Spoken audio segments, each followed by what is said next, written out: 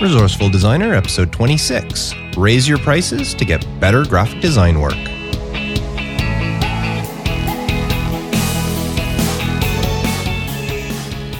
Welcome to the Resourceful Designer podcast, offering solutions to streamline your graphic and web design business so you can get back to designing.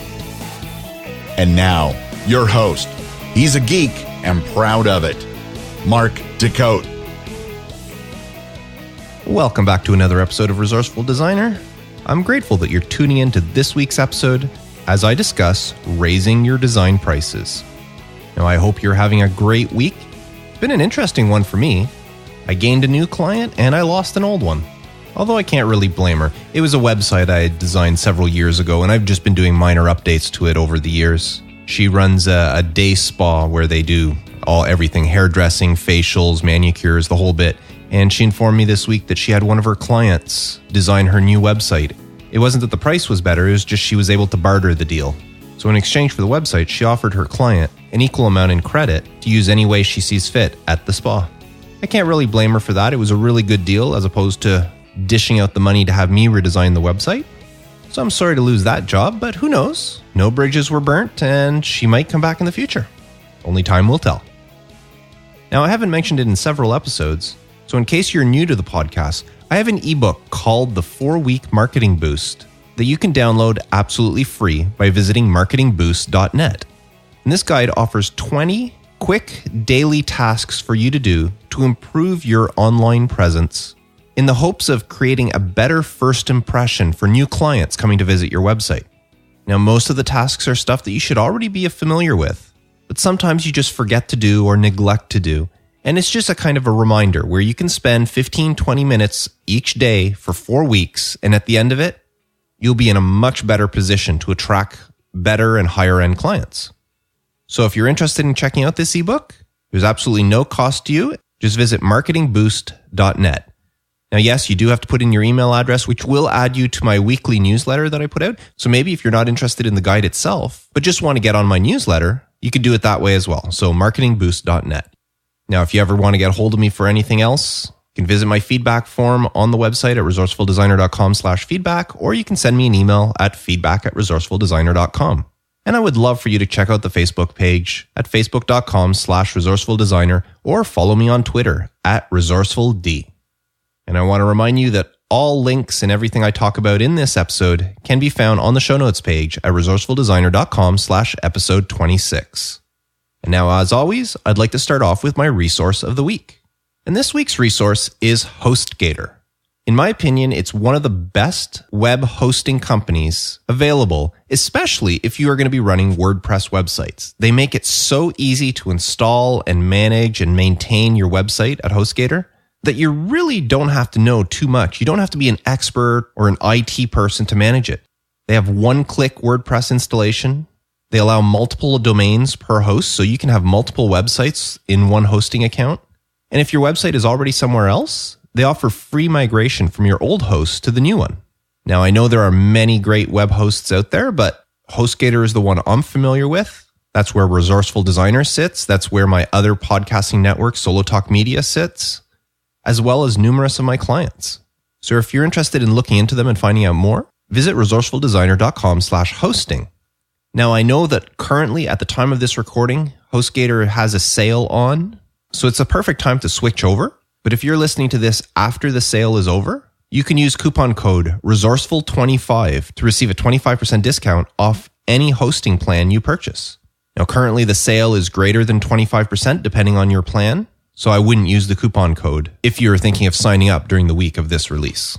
But either way, just visit resourcefuldesigner.com/hosting and see if HostGator is for you. Now, this week, I wanted to tackle the issue of attracting more work, getting better clients by raising your prices. Now, to some people, that might sound a little strange.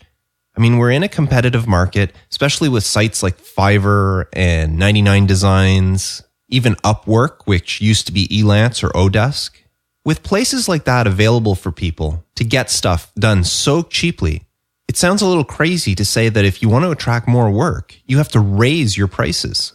But it is true. And the reason being is it all comes down to value. As graphic designers running our own business, whether you are at home or you've got a studio somewhere, you create a value around yourself that is more than just your design skills. It's the communication. It's the research you do. It's getting to know your clients, know their business, to the point where you're not just somebody they've hired, but you've become almost a partner to their business. And this is all stuff that people can't get on Fiverr or 99 Designs or Upwork. I mean, some of the sites do offer a little bit of communication, but it'll never be the same as when a business hires a graphic designer like you. I wrote a blog post a while back on Resourceful Designer titled, "It's Time to Raise Your Design Rates," and I'll include a link to it in the show notes to this episode. And in it, I talked about various aspects of why you might want to raise your prices. And I want to go over some of those and a little bit more in today's podcast. So what are some of the pros and cons of raising your prices? Let's start with the cons. If you raise your prices, you may think, well, it's going to be harder to land some work because there's people that just won't want to pay your high prices. And that's a valid worry. Another con? You may lose some of your existing clients, which, again, valid. Although if you want to know the truth, this happens a lot less than you would expect. I've raised my prices a few times in the past 10 years, and I have never lost a client due to my increase. So what other cons? You know what? There really aren't any. I even Googled it to see what sort of cons are involved when you raise your prices. And that's about it. You may lose some clients, and chances are you won't. And you might turn some people away who are coming to you for the first time if they think your prices are too high. But you know what? Those people might not be people you want to work with. And I'll talk more about that later. So let's switch over and talk about the pros. What are the pros of raising your design prices? Well, the first one right off the bat, you make more money. If you put in the same amount of hours that you've always been, you bring in more money. Also, if you don't put in as many hours as you used to, you still can make the same amount of money you were before. Another pro, you attract higher end clients. Those clients that I talked about in the cons that said that your prices were too high and they decide not to bring their work to you, those might not necessarily have been the clients you want to work with. They don't have the budgets to really hire you, and they're just looking for somebody to do a quick job for them. They're not looking to start a relationship with a designer. But if you raise your prices, and those who do come to you, these are clients that know the value of a graphic designer. They want to build a relationship. They want to work with somebody who will understand them, and they're willing to pay the prices. And this leads into another pro for raising your prices, and that's just the higher perceived value that you are giving. It's just human nature to think if you're going to pay a graphic designer $25 an hour and another graphic designer $50 an hour, you automatically assume that the $50 an hour graphic designer must do better work than the $25 an hour graphic designer. Now, that might not be the case. The $25 an hour graphic designer might be an excellent designer, the best around. But where he priced himself can sometimes take him out of the running for jobs just because of the perceived value. Let's look at another industry. Say you've been wrongfully accused of a crime and you have to go to court. Would you rather have a high-priced lawyer on your defense? Or would you settle for the public defender that's assigned to you? Your first thought is get the high-priced lawyer because you're innocent and you want somebody that can prove so. But in reality, is there any proof that the high-priced lawyer is any better than the public defender? Not really. It's just a perceived value. And that's exactly the same way it is with designers.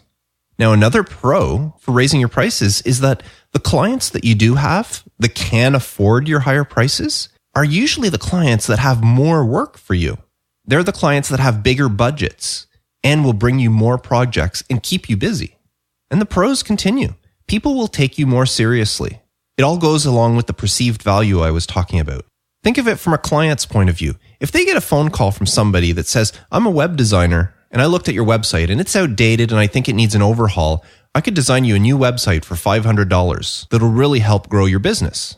And while the client is thinking this over, they get a second phone call from a completely different web designer that gives them the same pitch and says that your website is outdated. I can design something new for you. It's going to cost you $4,000 and it's going to do this, and this for your business.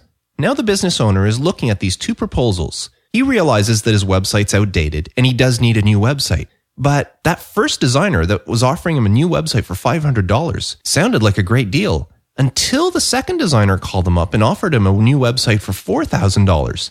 Now the business person is looking at these two quotes and saying, what's wrong with this first guy? Why is he so cheap? And he starts having some apprehension about him. And that's what happens in the whole perceived value and to be taken more seriously. The designer that is asking $4,000, well, the business person will look at them and treat them more seriously because of the money he's asking for and think they'll get better results out of it. And that is a very valid in today's business world, where people will look at something and just automatically think they're getting so much more because they're paying for more.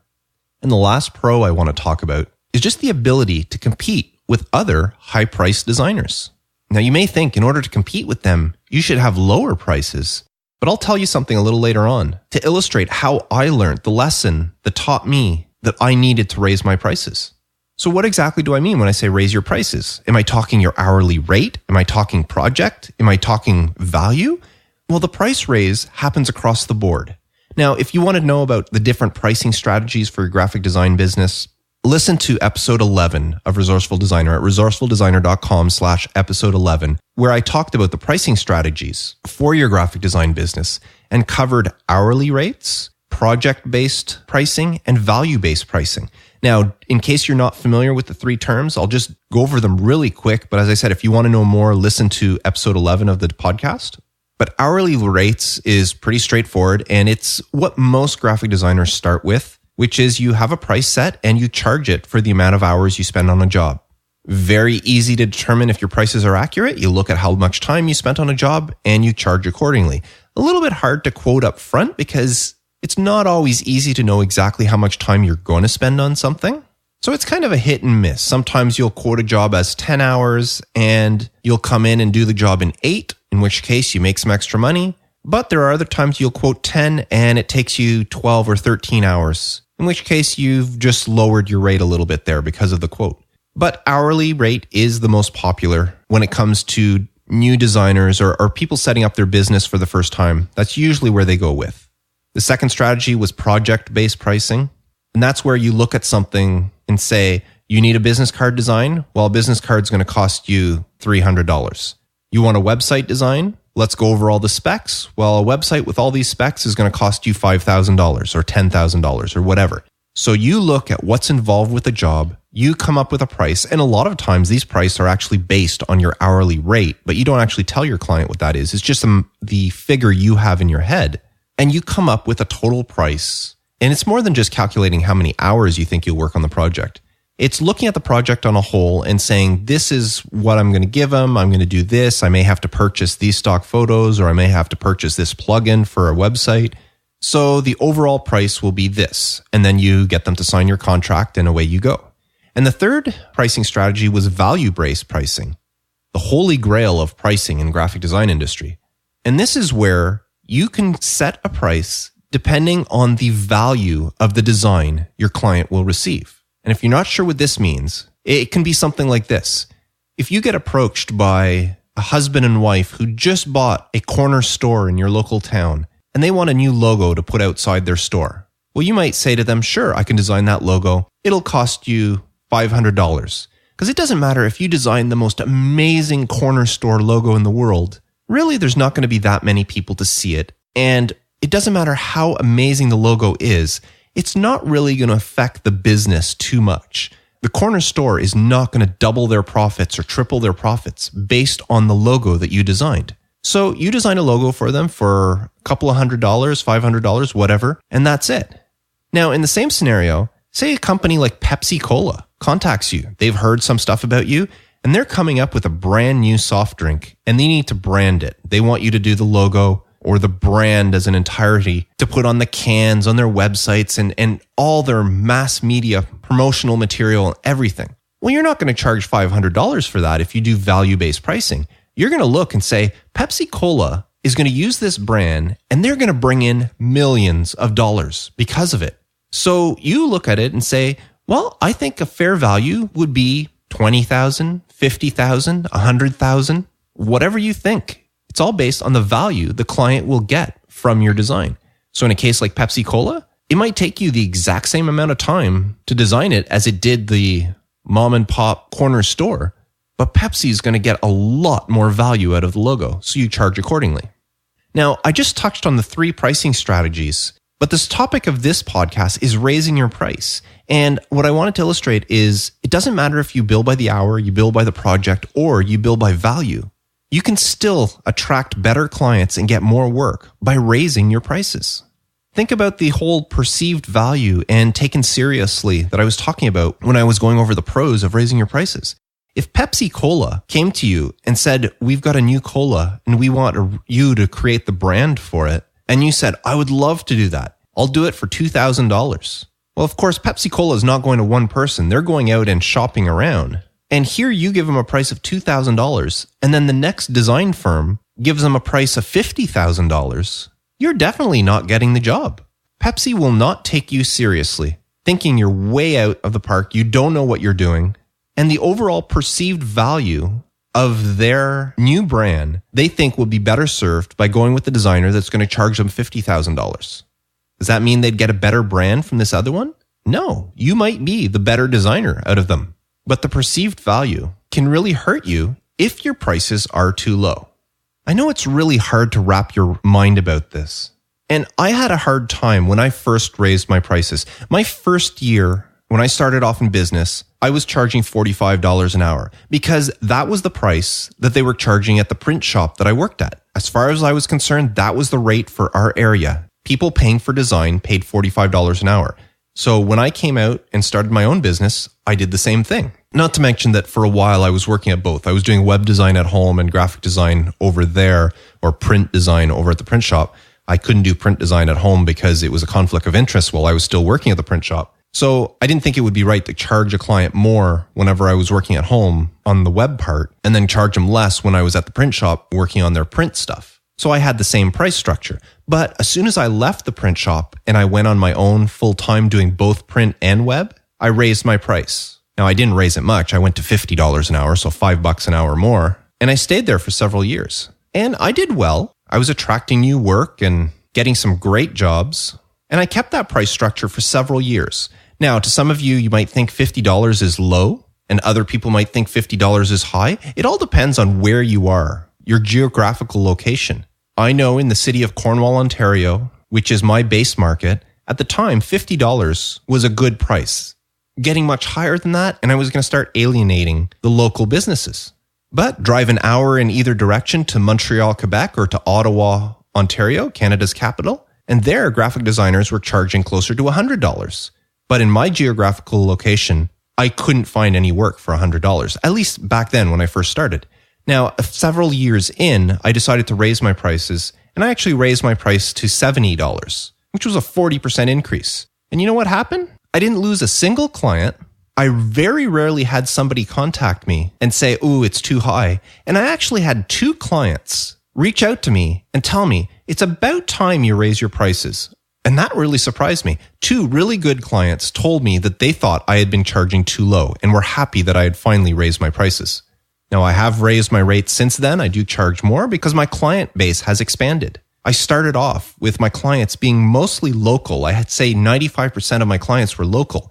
But you know what? By raising my prices, I was able to attract other clients from elsewhere. And now I'd say I'm about a 50-50 where half of my clients are local, but half of my clients are not. Now, I mentioned earlier about a story I would tell you on what really convinced me that it was time to raise my prices. And this was quite a few years ago when I was getting lots of requests for proposals. People would contact me, or I would find requests for proposals on certain websites. A lot of government websites will put these out where they're saying, we would like a proposal to design this or to create this website or whatever. And then you submit the proposal and just hope that you get accepted. And I was submitting and I was getting very, very few. I'd say I'd get 1 out of every 10 or 12 that I would apply for. And there was one day I was talking to a company that had put out a request for proposal. And I don't remember now what the job was, but I had called them up to see where things stood because they said they would get back to us by a certain date, and that date had passed and I hadn't heard anything. So I called up the person who I had submitted the proposal to, and I asked them if they had made a decision. And they said, yes, we apologize for not getting back to you, but yes, we did make a decision and you didn't win out. The job went to somebody else. And before hanging up, I asked them if it wasn't too much trouble. I'm still learning this whole request for proposal thing. Would it be possible for you to tell me how much I was underbid by? And he took a second to reply and he said, Mark, you weren't underbid. You were the lowest bidder. I was a little surprised and I said, well, what do you mean? He told me that they had received 4 proposals. Mine came in roughly around $2,000. The other 3 proposals were all around $6,000. And the other 3 were all within a couple of $100s of each other. And what he told me when they compared the 4 proposals, the fact that I was so much lower than the others, they just presumed that I had misread the scope of the job, I didn't understand the specifications, or I just didn't know what I was doing because I was so far off. So I wasn't awarded the project. It went to one of the higher price proposals because of the perceived value, and I wasn't taken seriously because of my low price. Now, it turns out that I was basing my proposal on my local prices, which at the time were $50 per hour, and I was basing it on how much time I thought it would take. But the design firm that won the project was based out of Ottawa, and their hourly rate was probably somewhere over $100. So even though we each probably estimated the same amount of time to do the job, because my hourly rate was so low, I wasn't taken seriously. Well, it was shortly after that I raised my prices by 40% and went to $70 an hour. And after doing that, whenever I would submit a proposal for a job, I started getting more and more of them. And that's when I learned the lesson that sometimes higher prices will bring you better work. Now, I talked earlier about how raising your prices can bring you higher end clients, or clients that have more work for you, or clients that just have bigger budgets. And this is all true. When I first started off, I was getting people asking me to design stuff like wedding invitations, or can you design a little announcement for a new baby that was born? Or can I design a menu for a food truck, or stuff like that, which is fun to do. And it was great to get the money for them. But they were not very high paying jobs. But I noticed that after I raised my prices, I stopped getting those. Since I raised my price by 40% several years ago, I have not done a single wedding invitation. But I have done invitations for huge corporate gatherings, for award shows, for high-end concerts, special black tie events. And when you look at them, all the invitation jobs that I've done since raising my prices are really not that different than a wedding invitation or an invitation for a baby shower. The skills involved and the knowledge I have is pretty well the same. The only difference is that I charged much more and I was attracting people that had budgets for what I was charging. Because people with money are willing to spend more for what they perceive as a higher value. Just look at coffee for an example. Look how well Starbucks is doing. Now, I'm not a coffee drinker, but you can't drive through a major city without seeing Starbucks all over the place. Sometimes you'll see them on 2 or 3 adjoining corners. Now, is the coffee you get at Starbucks really that much better than the coffee you'll get elsewhere? Like, say, even McDonald's. I don't know if it's available everywhere, but McDonald's now has this McCafe with some fancy coffees. And from what I understand, they charge a lot less than Starbucks. And yet, Starbucks is still growing. People are lining up there to get their morning jolt and are willing to pay the extra price. It's the perceived value. It might not necessarily be the coffee, but some of them wouldn't want to be seen walking around with a McDonald's cup, but being seen with a Starbucks cup gives them a certain prestige. It's the same thing with cars. People go out and buy Lexuses and Audis and Mercedes because of the perceived value. But really, what is a car for? A car is to get you from place A to place B. And does a Lexus, an Audi, and a Mercedes really do that much better than, say, a Hyundai, a Kia, or a Ford? Yes, the ride might be a little bit smoother and maybe it's a little bit more comfortable, although that's debatable. But when it comes down to it, you're going from point A to point B. And to make that trip, is the extra price of a Lexus, an Audi, a Mercedes, or any of the other high-end car brands, is the extra price justifiable? If you really want to get down to it, the answer is no, it's not justifiable. And yet, so many people are willing to pay the extra money in order to have those brands. And the same thing comes to designers. There are so many people out there who are willing to pay the extra money because of the perceived value they get from the designer. Now, I mentioned earlier when I was talking about the cons that one of the fear people have whenever they want to raise their prices is that they may lose some clients. And yes, that's justifiable. You may lose some clients. In my experience, I never did. Anytime I raised my prices, and I raised my price, remember, I said 40%. I went from $50 an hour to $70 an hour, and I didn't lose a single client. And statistics show that you will not. But let's say you do. Here's a scenario for you. I'm going to use nice round numbers. Okay, I know this isn't realistic, but it's just easier to do the math. Let's say you have 15 regular clients, and each client gives you exactly 2 hours of work per week for a total of 30 billable hours, and you charge $50 an hour.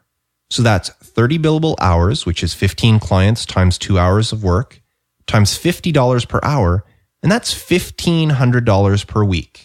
That's a very respectable amount of money you're pulling in. Now, let's say you raise your prices by 20%. So instead of $50 per hour, you're now going to charge $60 per hour.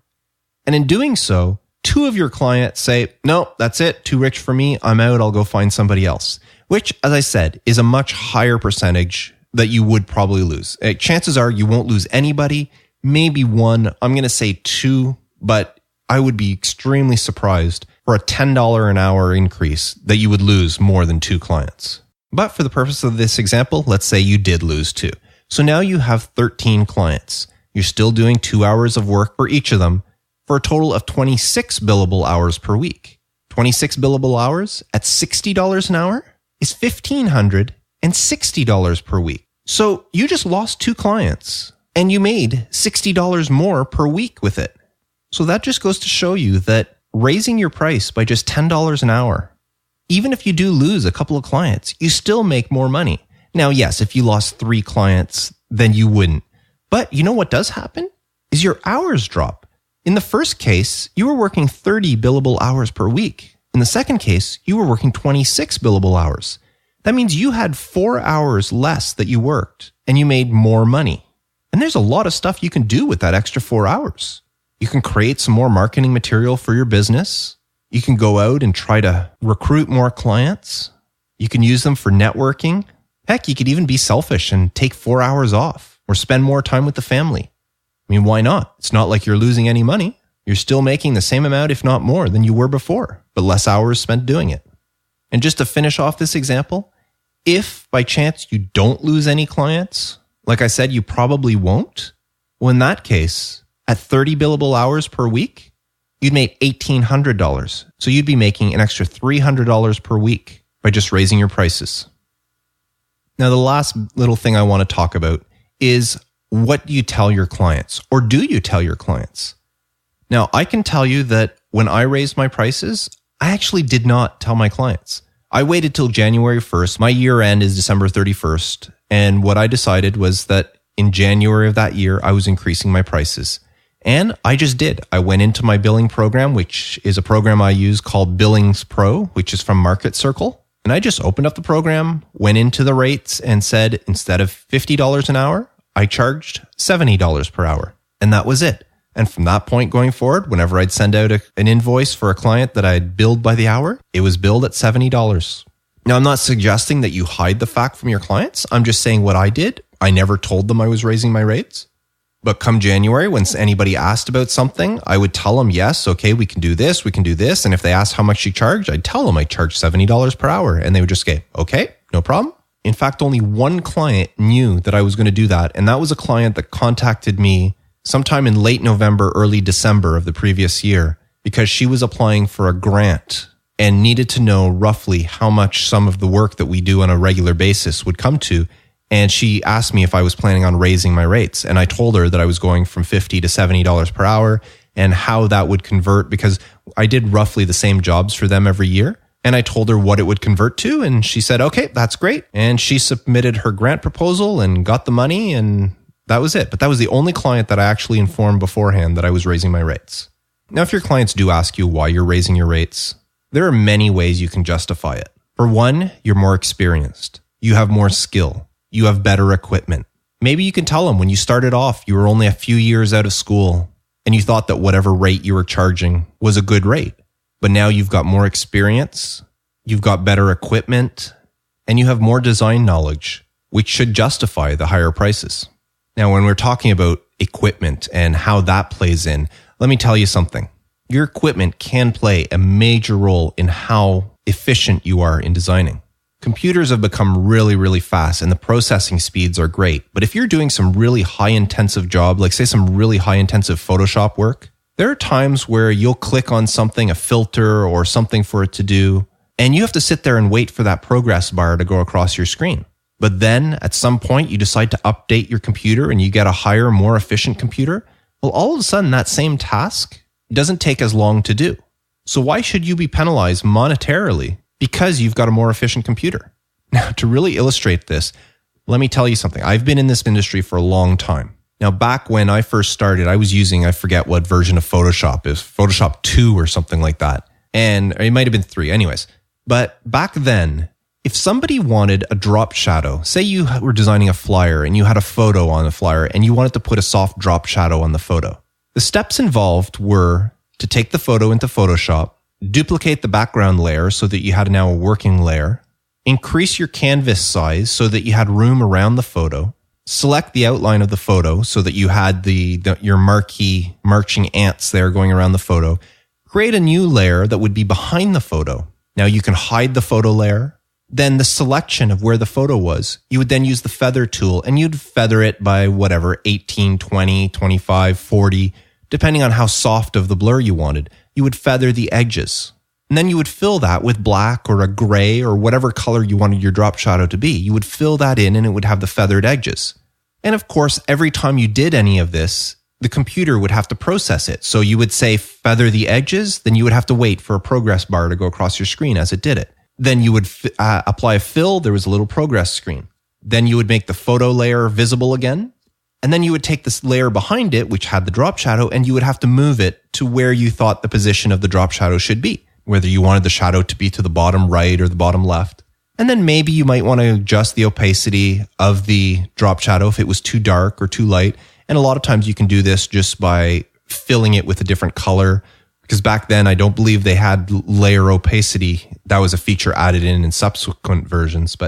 And then once you had the drop shadow where you wanted it, you would have to flatten the image and then save the image as a JPEG or a TIFF or whatever, and then import it into whatever layout program that you had. And that's how you created a drop shadow. So every time you had a photo and you wanted a drop shadow, it would take between 5 and 10 minutes to add a drop shadow. Then all of a sudden, programs like Quark Express, InDesign, and even Photoshop developed one-click drop shadow. You had a photo, you selected the photo, you click one button, poof, drop shadow appears. All of a sudden, something that took 5 to 10 minutes, you could now do in 15 seconds. And that was amazing. But what happened was, if you had a project that had 10 photos, and they took between 5 to 10 minutes each, that meant adding drop shadows to those 10 photos could take an hour's work. And now, 10 photos adding drop shadows, you can do them in less than a minute. So because of technology's advancement, that full hours of work that you were able to bill to a client has now dropped to less than a minute that you're billing to the client. So in these cases, you're actually losing money if you don't raise your rates because of the advancements in technology. You have a nice landscape photo, but you have an electrical wire going through the top half of the photo. Well, it used to be you'd have to use the rubber stamp tool and go in and clean this thing up, and it might take you several minutes to eliminate that wire from a photo. Well, now there are plugins or special applications that you just say, oh, look, there's a wire, take it out, and boom, it's gone. So all these advancements that make our jobs so much easier are actually taking money away from us because of their ease and their quickness of use. So to justify using these applications, we should be increasing our prices so that we don't lose money because of these advancements in technology. So anyways, that's today's topic, how raising your prices can get you better design work, how it can get you higher end clients, how it creates a perceived higher value for your skills and your work, how clients that do hire you will probably have a higher budget or will have more work for you down the road, and the ability to compete with higher priced designers. Because if you come in way lower than they are, you might not be taken seriously and you might lose out on the work. So by having higher prices, you're actually able to compete with some of the higher priced designers. So I would love to know if this has convinced you that maybe it's time to raise your prices. Leave me a message in the comments on the show notes page at resourcefuldesigner.com/episode 26. And let me know if you've decided to raise your prices. Now, normally at this point, I would tell you what next week's episode is going to be about, but I'll be honest with you, I haven't even decided what next week's episode is, so I can't tell you at this time, so it'll be a surprise. But I do have a question this week, and this one came in from Norman, It says, "Hey Mark, I'm loving the podcast since discovering it a few weeks ago. I've learned a ton. My question for you is, how did you find your first leads and clients, aside from the obvious strategy of working within your current social group or doing work for family friends? But the first time you had your eyes set on a client that you wanted to work with, and how did you go about approaching them? Thanks a ton, Mark, for all the knowledge and help." Well, thanks for submitting the question, Norman. I have to tell you that when I first started off, it was a little bit of a Cinderella story, if you will. First off, as I'd mentioned in the podcast before, I worked for 15 years at a printing studio, doing design work in it was their design studio within the printing company. And over those years, I had built good relationship with certain clients. And when I left to decide to go on my own, some of those clients followed me because I still had a relationship with the printer. I was designing stuff and sending it to the printer I used to work for printing. So those clients, instead of losing me and taking one of the other designers that was there, they followed me and I kept doing work for them. And I had several clients like that. So that helped me out a great deal. So I was lucky that way. The other thing that happened is when I gave my announcement, I actually gave the printer a 1-month notice telling him that I would be leaving. And then, of course, word started spreading that Mark was leaving and starting his own business. Well, it just so happens that there was another graphic designer in town who was a wonderful graphic designer. She did really, really nice work, but for medical reasons, she was finding it harder and harder to sit in front of her computer and was contemplating closing her business. And she didn't know what to do about it. And when she heard that I was leaving and starting my own business, she approached me and asked me if I'd be willing to take on her clients. So I kind of lucked out in that way that I started my business with over a dozen recurring clients that I was doing work for on a regular basis. Now, it's been 10 years since I left the printing studio and since I acquired her clients. And I can say out of all of that, there's only one client that I still have. The rest of them have slowly died off, or for one reason or the other, I no longer do work for. Although there was one lady that she had followed me from the printing studio and I was doing work for her and her company while she left that company and went somewhere else. And I'm still doing work for her and her new company. And I had continued for a few years doing work for the other company, but then they decided to hire an in-house designer and I've no longer done work for them. So I could say now there's only 2 people I do work for, but one of them is the company that I originally did work for. So as I said, it was a little bit of a Cinderella story. It was a case of being in the right place at the right time, where I was handed this other graphic designer's portfolio and said, "Here are my clients. Can you just take over? I'll let them know that you'll be doing the work from now on." And she didn't ask me to buy her business or anything like that. She just handed over her clients. So I was really grateful to her for that. But your question is asking how to attract new clients, especially when you're going after specific clients. Now, I want to give you a few tips and how I've attracted clients over the years. Because as I mentioned, I started off with all those clients, but I only have 2 of them left. But over the years, I have attracted and gained a lot more clients. And I could tell you some of the tricks or resources that I've used over the years. One is, as soon as I started my business, I joined my local Chamber of Commerce. Not because I was looking for help from them, but because I knew that the Chamber of Commerce always recommends from within. So if somebody joins the chamber or is a member of the chamber and they're looking for a business, if they ask the Chamber of Commerce for help, the Chamber of Commerce will only recommend people who are members. So by joining and saying, "I'm a graphic designer and I'm a member of the Chamber of Commerce," anytime they recommend it to somebody, like say there was a new business starting up and joined the Chamber of Commerce and said, "Well, what do you think? Do you know anybody that does website, or you know anybody who designs logos?" Well, the Chamber of Commerce would refer them to me because at the time I was the only graphic designer that was a member of the Chamber of Commerce. So I gained a lot of clients that way. Not to mention the Chamber of Commerce itself. They would put on events and shows and all sorts of special things going on via the Chamber, and they hired from within as well. So the Chamber itself became one of my biggest clients. Now, since then, there are some other designers who have joined the Chamber, so now they kind of have to spread the load around. So I don't get as much work from them as I used to, but I do get a few jobs a year, which is nice. Now, the other way that it helped me big time in gaining clients is just getting to know other designers in your area and getting to know the printers in your area. As I said, I worked at a print shop and there was a graphic design studio there. So I don't get any work from them. But there were some other print shops in the area that didn't have designers, or they had people to do some page layouts, but they weren't really graphic designers. So I would approach those printers and say, if anybody ever comes to you and there's something they need designed that's beyond your person's capability, pass my name along. And I've received lots of jobs that way from various printers in the area. And there's about a half dozen printing companies from small to large in around the area that I live. And a few of them send me clients on a regular basis. Most of them are just one-time projects. They're not really recurring clients, but it is work. So getting to know the printers has got me a lot, and other designers, especially if you do print design and you know designers that only do web, or vice versa. If you only do web and you know designers who only do print, you could kind of form a partnership with them. So if they're working on a website and their client says, oh, I really need business cards or something or a flyer or whatever, a postcard to go along with this, then they can say, well, I know somebody who does print design. Here, contact this person, or even you can work directly for the other designer. So when I first started, this was a great method of getting work. And Norman, let me tell you something that has worked out for me. It was quite surprising. When I first started off in my business, even though I had all these clients that I told you about, that didn't stop me from going out looking for people.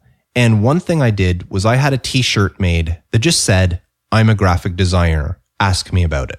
And I would wear this whenever I'd go to local trade shows, to any sort of networking events, walking around flea markets or farmers markets, or just at the mall. And you'd be surprised at how many people would approach me and say, you're a graphic designer. Do you do this? Do you do logos? Do you do websites? Can you make flyers? Can you do something for me to put on my car or on the side of my truck? Or you would be surprised at how many jobs I've picked up just because of wearing a t-shirt that said, I'm a graphic designer, ask me about it. So those are some of the tricks. Now, I actually did a blog post a while back titled 10 Proven Ways to Attract Design Clients. And you can find that in the blog at resourcefuldesigner.com. I'll leave a link in the show notes to it. But some of the ideas that I've just mentioned were in there. But you specifically talked about finding a client and going after them. And in all honesty, Norman, I've had very little to do with that because word of mouth and referrals from other clients, I've been busy enough that I haven't really gone out seeking work on very many occasions. But sometimes what'll happen is I'll stumble across a website, say for a local business, just because I was looking up their phone number or something, and I'll see their website looks horrible. So I'll reach out to the owner and I'll say, hey, listen, I've stumbled across your website. I noticed how bad it was, or I may not word it that way, but just tell them that you could see that the website needs some updating. It looks like it hasn't been updated in several years. Would he be interested in sitting down and talking? And that's the big takeaway here. Don't just call somebody up and say, I can design a new website for you, or I can design a new logo or update this for you. You want to call and talk to somebody and tell them you want to talk. Can we make a meeting? Can we arrange a meeting? Because when they're in person, it's a lot harder for them to just say no, or if you're on the phone, they can hang up the phone, or they can make an excuse saying, I've got somebody coming in or that. But if you're there in person, they've got your undivided attention. And that's when you can really sell your services. And that's where you start building the relationships that are so important that I talked about a few episodes ago. Building those relationships. You get the client to know you, and you get to know the client. And then you can discuss stuff like, what are their importance? What are their goals? What do they want to accomplish with their business? Not just their website, but the business as a whole. Get to know their business. And if you can get in that sense where you kind of create this relationship with them, then they start to trust you and believe in you, and then they will give you the work. So that has happened to me a few times where it wasn't necessarily a client that I thought about and said, hey, I really want to go after this person. It was just, I stumbled across something. Either it was an ad, or maybe even a business card, or most of the time it's a website. And I'll just contact them and say, like, I notice whatever you have is a little outdated. I don't know if you're thinking about doing anything, but can we meet? Can we get together? I can come down to your office. No obligation. I just want to talk about it and see what you have to say. And if you can get them to agree to that, then most of your battle is won. So thank you for that, Norman. I really appreciate the question. If you would like to send a question for me to answer in a future episode of the podcast, please use my feedback form at resourcefuldesigner.com/feedback. Anything to do with running a graphic design business or the design industry, or any question you have, I would love to get it from you. So that's it for this week's episode. Now, before I sign off, I just want to remind you about the resource of the week, which is HostGator. I admit that I don't know all the hosting companies out there, but in my opinion, from the ones I have dealt with or the ones I am familiar with, HostGator is probably the easiest one to use. If you're interested in checking them out, visit resourcefuldesigner.com/hosting. And don't forget my 4-week marketing boost. You can download your free ebook by visiting marketingboost.net. And even if you're not interested in the ebook and you just want to join my newsletter, you can do so at the same website. So I wish you all the best in your graphic design business. Hope this week is very prosperous to you. And maybe I've given you that little tickle to try raising your design prices. Every couple of bucks will help your pocketbook. Well, I'm Mark Decote, and I'll catch you next week. But until then, stay creative.